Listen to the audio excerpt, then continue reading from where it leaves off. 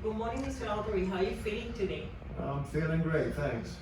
I'm glad you're doing that well. I think you had the surgery 3 days ago. Yes, on Tuesday. And it was one level fuse on the neck and one total disc replacement on the neck? Yes. Oh, wow.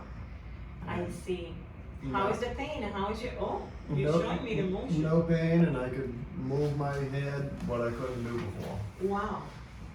Could look up, and the pain's gone, no more headaches. I was having headaches, no more headaches. I'm so glad you're doing that well. I'm sorry this video is so small, but he's doing so well. I don't think it's some, you know, it's much stuff. You're moving. Yeah, all yeah, around. I could.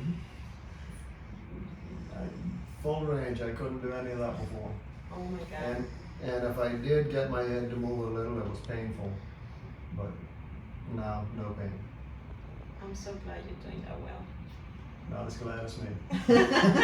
Understand. Okay, so we will see you for follow-up